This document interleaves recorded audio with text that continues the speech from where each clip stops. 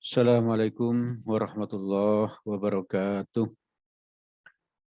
Jamaah yang dirahmati oleh Allah, mari kita senantiasa terus bersyukur kepada Allah, karena Allah telah memberikan nikmat-Nya yang sangat banyak kepada kita, nikmat sehat, nikmat waktu luang, nikmat kesempatan hidup, dan nikmat Islam dan iman.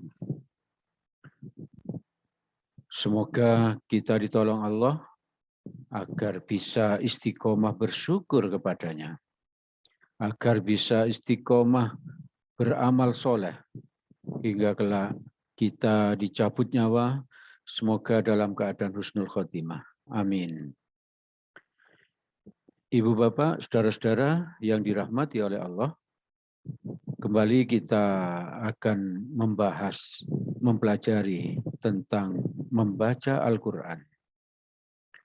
Setelah kemarin di kesempatan yang pertama kita telah mempelajari beberapa keutamaan membaca Al-Quran, yaitu yang pertama pahalanya besar, yang kedua mendapatkan syafaat, mendatangkan syafaat di hari kiamat, yang ketiga membaca Al-Quran itu merupakan amalan yang dicintai oleh Allah. Lalu yang mahir atau lancar di dalam membaca Al-Quran akan dikumpulkan bersama para malaikat, dan yang masih terbata-bata dan belum fasih akan mendapat 2 pahala. Oleh karena itu, Ibu Bapak, saudara-saudara yang dirahmati oleh Allah, mari kita berusaha untuk belajar membaca Al-Quran dengan benar, tajwidnya benar, agar kita bisa lebih lancar, sehingga lebih banyak ayat Al-Quran yang bisa kita baca. Dan tentu saja pahalanya akan lebih banyak. Agar kita lebih dicintai oleh Allah. Dan kelak di akhirat, agar kita dikumpulkan dengan malaikat yang mulia. Ibu bapak, saudara-saudara yang dirahmati oleh Allah, agar kita bisa lebih semangat untuk belajar membaca Al-Quran, coba saya sampaikan beberapa dalil tentang mencari ilmu, termasuk belajar ilmu Al-Quran. Yang pertama, kita boleh iri kepada orang yang berilmu, termasuk yang pandai membaca Al-Quran. Kita boleh iri kepada orang yang membaca Al-Qur'annya lancar. Apalagi kalau yang pandai terjemahnya, yang pandai tafsirnya, dan lain sebagainya. Di dalam hadis riwayat Bukhari dari Abdullah bin Mas'ud radhiyallahu an, Nabi Muhammad bersabda, la hasadal afis nataini, rajulu atahullahul Qur'an, fahuwa yakumu bihi ana al-laili wa ana an-nahar. Wa rajulu a'tahu mala fahuwa yunfiku minhu ana al-laili wa ana an-nahar. Artinya, janganlah iri kepada orang lain, kecuali kepada orang ini. Jadi kita itu tidak boleh iri kepada siapa saja, kecuali kepada 2 orang ini.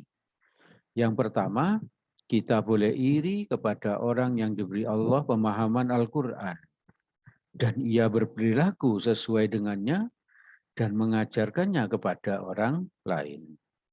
Jadi kita boleh iri kepada orang yang pandai ilmu Al-Quran. Kedua, kita boleh iri kepada orang yang diberi Allah kekayaan berlimpah, dan ia membelanjakannya secara benar. Dia berinfak, dia bersedekah, dia bayar zakat mal, dia berhaji, dan lain sebagainya. Dibelanjakan di jalan yang benar. Maka kepada 2 orang ini kita boleh iri. Yang kedua, dalil tentang menuntut ilmu itu bahwa menuntut ilmu hukumnya wajib. Hadis riwayat Ibnu Majah nomor 224 dari sahabat Anas bin Malik radhiyallahu an, thalabul ilmi faridatun ala kulli muslimin. Menuntut ilmu itu wajib atas setiap muslim.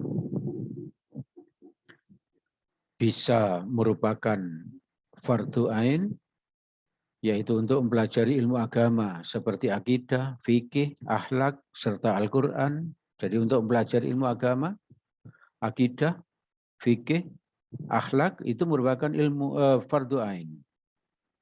Ilmu ini bersifat praktis, artinya setiap muslim wajib memahami dan mempraktekkan dalam pengabdiannya kepada Allah. Fardu ain artinya setiap orang muslim wajib mempelajarinya, tidak boleh tidak. Berarti belajar membaca Al-Quran itu hukumnya wajib. Dan belajar ilmu itu merupakan fardu kifayah untuk mempelajari ilmu pengetahuan umum seperti ilmu sosial, ilmu kedokteran, ekonomi, teknologi, matematika, dan lain-lain. Ibu bapak, saudara-saudara yang dirahmati oleh Allah, kapan waktunya menuntut ilmu? Hadis riwayat Muslim. Utlubul ilmah minal mahdi ilal lahdi. Nabi bersabda, carilah ilmu mulai dari buayan sampai liang lahat. Berarti kita itu baru berhenti mencari ilmu itu ketika kita mati, ya. Ketika kita mati. Maka mulai dari anak kecil, remaja, orang tua, itu tetap wajib menuntut ilmu, terutama ilmu agama. Maka optimislah di dalam membaca, di dalam mempelajari Al-Quran ini. Karena Allah memudahkan Al-Quran untuk kita. Sesuai dengan penjelasan Allah di Quran, surat 54, surat Al-Qamar, ayat 17. Walaqad yassarnal Qur'ana lidzikri fahal mim muddakir. Dan sesungguhnya telah kami mudahkan Al-Quran untuk pelajaran, untuk dipelajari. Maka adakah orang yang mengambil pelajaran? Maka mari dengan mengucapkan bismillah dan berdoa kepada Allah. Allah pasti memudahkan Al-Quran untuk kita. Yang penting kita ada kemauan untuk mempelajarinya. Allah mengulang lagi Quran surat 54 Al-Qamar di ayat 22 dengan redaksi yang sama persis. Walaqad yassarnal Qur'ana lidzikri fahal mim muddakir. Dan sesungguhnya telah kami mudahkan Al-Quran untuk pelajaran. Maka adakah orang yang mengambil pelajaran? Lalu diulang lagi oleh Allah. Di surat yang sama, surat Al-Qamar, di ayat 32. Walaqad yassarnal Qur'ana lidzikri fahal mim muddakir. Dan sesungguhnya telah kami mudahkan Al-Quran untuk pelajaran. Maka adakah orang yang mengambil pelajaran? Atau adakah orang yang mau mempelajari? Sekali lagi diulang Allah di Quran surat yang sama, ayat 40. Jadi ayat ini diulang 4 kali oleh Allah. Pertama di ayat 17, kemudian di ayat 22, kemudian di ayat 32, kemudian di ayat 40. Redaksinya sama persis. Allah itu tidak pernah melakukan sesuatu yang sia-sia. Apakah Allah mengulang 4 kali ini merupakan sesuatu yang sia-sia? Tidak. Tidak sama sekali. Ini menunjukkan betapa Allah itu menginginkan kita untuk mempelajari Al-Quran. Seolah-olah Allah menghadap ke barat dan menantang orang yang ada di barat untuk mempelajari Al-Quran dengan mengatakan seperti itu. Walaqad yassarnal Qur'ana lidzikri fahal mim muddakir. Dan sesungguhnya telah kami mudahkan Al-Quran untuk pelajaran. Maka adakah orang yang mengambil pelajaran? Lalu Allah menghadap ke utara, mengucapkan hal yang sama. Lalu seolah-olah Allah menghadap timur, mengucapkan yang sama. Lalu Allah menghadap ke selatan, seolah-olah menantang kita yang ada di selatan. Walaqad yassarnal Qur'ana lidzikri fahal mim mudzakir. Oleh karena itu, Ibu Bapak, saudara-saudara yang dirahmati oleh Allah, mari kita segera mulai dengan mengucapkan bismillah dan berdoa kepada Allah bahwa kita ingin bersungguh-sungguh untuk mempelajari Al-Quran. Semoga Allah memudahkan bagi kita untuk bisa memahami Al-Quran, untuk bisa membaca Al-Quran dengan tajwid yang benar, dengan tartil, dan semoga Allah memudahkan bagi kita untuk bisa mengamalkannya.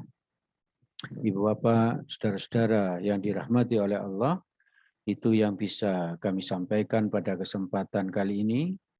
Jika ada yang baik dan benar, itu semata-mata berasal dari Allah Subhanahu wa Ta'ala. Semoga ada manfaatnya bagi kita, dan semoga Allah menolong kita agar kita bisa mengamalkannya. Amin, amin, ya Rabbal Alamin.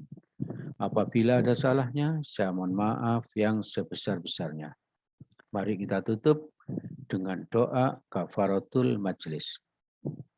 Subhanakallahumma wa bihamdika asyhadu an la ilaha illa anta astaghfiruka wa atubu ilaik. Billahi taufik wal hidayah. Assalamualaikum warahmatullahi wabarakatuh.